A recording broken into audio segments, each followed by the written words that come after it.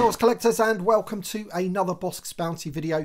And in this video we're going to be taking a look at the Star Wars The Vintage Collection General Hera Syndulla from the Ahsoka series. This is the first time that we have a super articulated version of General Hera Syndulla. We are going to be getting another one with the Ghost as well, but this is based on her live action appearance from the Ahsoka series, and I've got to say she looks awesome. The card back looks great. I'm loving the purple. It really does complement her orange trousers, really makes the figure pop. And if we just have a closer up look at that image there, you can see straight from the show, the Ahsoka show, with the Kenner logo at the bottom there. And yeah, I really did like the character in Ahsoka. I thought it translated well from the animated show. I think the actress did a pretty good job.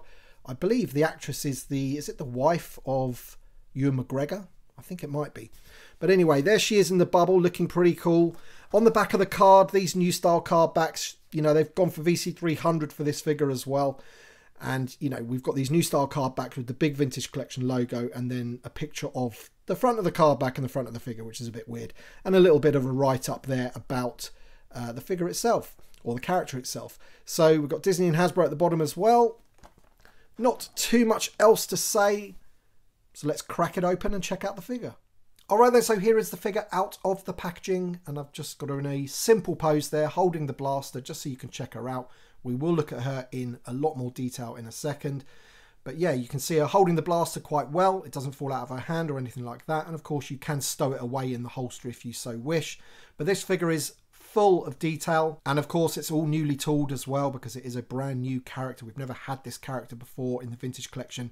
She doesn't really share any parts with any other figure, and yeah, she just looks awesome. So without further ado, let's take a closer look. Alright then, so here is a super close-up look at the figure and the head sculpt, and you can see those goggles on top of her head. They are actually sculpted in.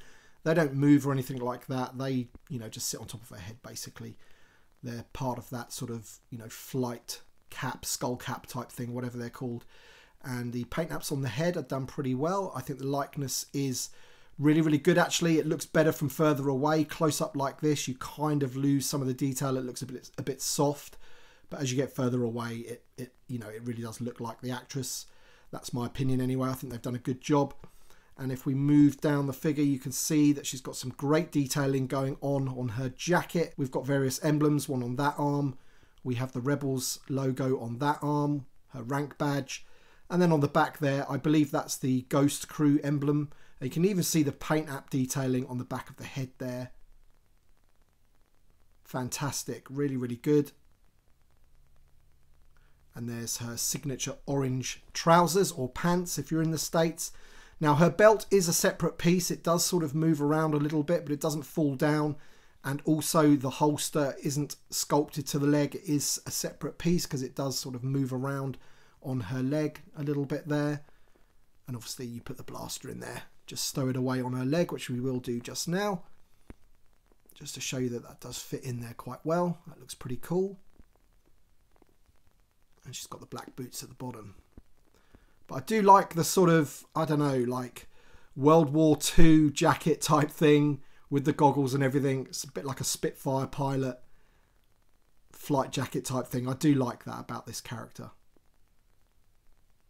And yeah, she just looks great. In terms of articulation, she's got everything really and that you're going to need. She's got the barbell on the neck. We have the ball hinge shoulders. We have really, really good elbows. And if you saw my review of the Revan figure where we were talking about the shorter discs on the elbows, and the fact that the arm couldn't go past 90, we don't have any such problem with these. These are loads better. So these go past 90. You can see on that one. Whereas Revan, you were lucky to get it about there basically. So it is a little bit better. You can see there we've got the longer disc on that hinge, which is great. We have a torso swivel there, or a ball.